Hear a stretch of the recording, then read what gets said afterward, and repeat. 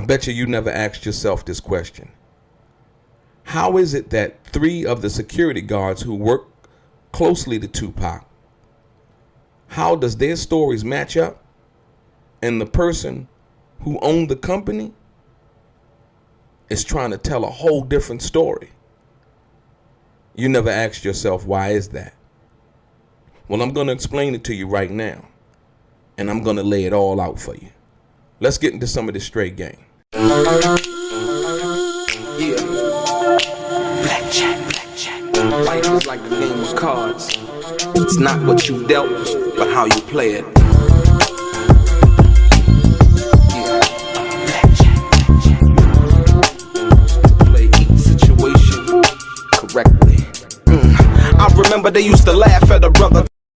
Welcome back, guys. Welcome back. It's your boy DELRAY Richardson, platinum artist, platinum songwriter, Straight Game TV. Thank you for tuning in. Hit that thumbs up button. It's very much appreciated. Also, tell a friend. And if you have not subscribed to the channel, please hit the subscribe button. Like I said, it's very much appreciated. I appreciate your time. And more importantly, if you want to be one of the first people notified when I drop some of this straight game, please do me a favor and hit that little bell notification right below this video as you watch it. Like I said, thank you. I'm going to get right into it. Ladies and gentlemen, I have come across some information that I don't think that a lot of you guys have really paid attention to. And so during the process of me, doing these videos and bringing you this straight game and bringing you, confirmation of information based on documentation and audio, I want to share with you something because it just hit me. And I don't know if you know, but 3 people that were the security guards for Tupac, right, said the same thing.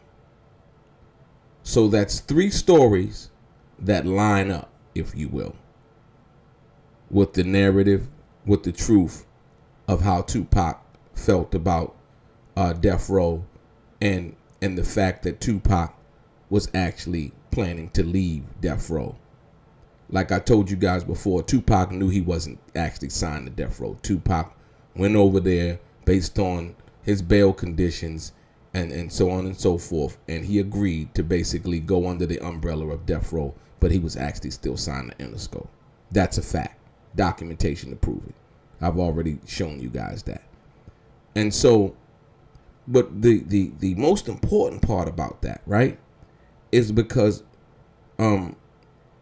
people have been saying, even Suge said it, to be perfectly clear, when he was asked, was Tupac going to leave death row? And here's what he said. Tupac was looking to leave Death Row Records. Is that true? If you'd asked Tupac that question, that he planning on leaving Death Row, he definitely would have cussed you out. And we also have heard from other people basically saying it. Reggie the Rat Wright Jr. He's even said that Tupac was happy and wasn't going to leave Death Row. Listen. Suge ideal was for Hammer, Snoop, Eric B., and Tupac to have their own labels and be distributed by Death Row. So that was the only label that he had. Now, if he had a deal that he was working with Quest and Quincy Jones, who knows? But it wasn't going to be Machiavelli Records. And then also, why would Pac want to leave something or leave somebody who has his freedom in his hands? And like I said, everybody can have their own interpretation of what it is. You go to wherever you got to go to get the information, but don't let them know. What way do I do that? How do we own all of this? You know what I mean? But the people who work closely to Tupac each and every day, his security team, you have 3 people that basically said that he was leaving death row. You have Frank Alexander. Listen. His new label was going to be Machiavelli Records. It already made up the T-shirts. I have a T-shirt to this day of Machiavelli Records. That was going to be his new record label. Euthanasia was going to be his new company. He was leaving death row. That's why he called an audit. You also have his other security guard by the name of Michael Moore, right? He also said that Tupac was planning on leaving. Listen. Due to what I heard in New York about the Machiavelli album, about him requesting his freedom, about him wanting to start his own production company. And then you also have the other security guard that worked closely with Tupac, Kevin Hackey. He said it. Did you ever have any actual conversations with Tupac about, like, him not being happy, or is it just something that you saw from we started having conversations in July and August and September of 1996. He was going to death row and he says, look, you can't work on this, we're going to take you guys when you deal with these different scenarios or situations, you have three people who said that Tupac was planning on leaving death row, right? You have Suge Knight saying that Tupac wasn't going to leave death row, who basically knew that Tupac actually was not signed to death row, or he should have known that, you know, based on the fact that Tupac never signed an agreement and that Suge Knight was acting as Tupac's manager. He should have known that there was no formal record contract that was signed by Tupac Shakur that made him an official artist under Death Row Records, right? And so then you have Reggie the Rat Wright Jr. from that perspective. And I don't want to mix Suge Knight up in with Reggie because, like I said, I respect Suge. I don't, you know what I mean, have nothing. I met Suge before. Suge's cool. He was cool with me. I didn't, you know, find anything, nothing crazy about him or nothing like that. You know, he was a cool guy. You know, I think a lot of times the media wanted to, you know, really run with the story and, you know, and all of this other stuff that they say about him, even though some of his business practices, I must say, were not up to par and sometimes were downright draconian. And a lot of the bully tactics and stuff like that, I don't agree with that, right? But overall, as a person, when I met him, he was cool. And then you have Reggie the Rat Wright Jr., like I said, who really didn't know. You know what I mean? And he would just begin to come up and say stuff that he really didn't know. The funny part about that is Reggie the Rat Wright Jr. was the head of security, right?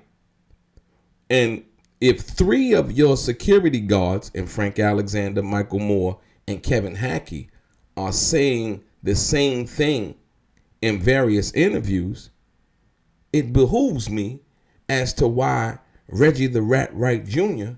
would know this information. And that's what I'm trying to tell you. I told y'all before, Tupac did not trust Reggie the Rat Wright Jr., right? And he trusted Kevin Hackey enough. He trusted Michael Moore enough. And he trusted Frank Alexander enough as to say, yo, you know what? I'm going to be leaving. I'm not happy here. You know, the business is not right. You know, they're not giving me my proper accounting and all of the other things that you know, he was talking about, that he was complaining about at that particular time, right? And so from that perspective, my question is why would Reggie, the Rat Wright Jr., come out and then say this and keep repeating it and repeating it and repeating it, even after I presented the actual bail agreement that was signed by Tupac, that he signed with Atlantic Records and Interscope Records, in which they bailed him out. They paid for the bail, right? After that, he still tried to insist, you know, Tupac was signed to death row and, you know, Tupac was happy he wasn't going to leave. Why would the head of security continue to say that? And the three security guards that worked closely with Tupac, who would be privy to the information and conversation, you know, personal or otherwise, say something different. And the reason for that is that Reggie the Rat Wright Jr. and Gullible John over at Bomb First have been lying, man. And the reason why they've been lying is because they wanted to paint the narrative, or Reggie the Rat Wright Jr. wanted to paint this narrative that he knew what was going on when he really didn't. He really didn't. And so it's egregious. The most egregious part is that they knew Reggie the Rat Wright Jr., should I say specifically, knew the stance in which Michael Moore took, Kevin Hackey took, and Frank Alexander took, which was basically the truth. You heard him say it. His new label was going to be Machiavelli Records. It already made up the T-shirts. I have a T-shirt to this day of Machiavelli Records. That was going to be his new record label. Euthanasia was going to be his new company. He was leaving Death Row. That's why he called an audit. Due to what I heard in New York about the Machiavelli album, about him requesting his freedom, about him wanting to start his own production company. Did you ever have any actual conversations with Tupac about, like, him not being happy, or is it just something that he saw from? We started having conversations. It was July and August and September 1996. He was going to Death Row and said, "Look, you go to wherever you got to go to get the information, but don't let them know. What way do I do that? How do we own all of this? You know what I mean? And you heard Reggie the Rat Wright Jr. try to come with this alternate universe story. You know, now that Michael Moore and Frank Alexander are now deceased, right? Come with this alternate universe story, trying to take control of the narrative when all you have to do is listen to what Kevin Hackey said, what Michael Moore said, and what Frank Alexander said. These are the people who work closely to Tupac. Reggie the Rat Wright Jr. never worked closely to Tupac. Tupac didn't like him. Tupac fired him specifically. There was no other person that he put in that August 27th, 1996 letter firing Reggie the Rat Wright Jr. and his security company, because the other security guards, they still were hired by Death Row. And as like I said, I told you before, Kevin Hackey and Frank Alexander said Tupac said he wanted to take them with him when he left as his personal security on to the next journey. So, like I said, once again, you have to understand what's being attempted is to hijack this Tupac narrative, right? That has already been etched in stone. So when you deal with the facts, listen to what I'm trying to tell you. And all you got to do is watch this video again. Pass it off to a friend. And then ask yourself, why would 3 security guards who worked for Reggie the Rat Wright Jr. and his security firm say totally different from what the head of security is now saying in 2022 when they made their statements in regards to the Tupac and talking personally to Tupac or being around Tupac, Michael Moore and Frank Alexander being in the proximity of Tupac. Frank Alexander, Tupac personally told him, as well as Kevin Hackey, Tupac personally told him. So why is it that the head of security, the guy that allegedly owned the company, right? Why would he be saying something different in 2022? Contrary to what his one-time employee said. As if he knew more than they did. When all he would be able to give you is hearsay or secondhand information because they spent the most time with him. You got to ask yourself that question. Your boy DELRAY, straight game.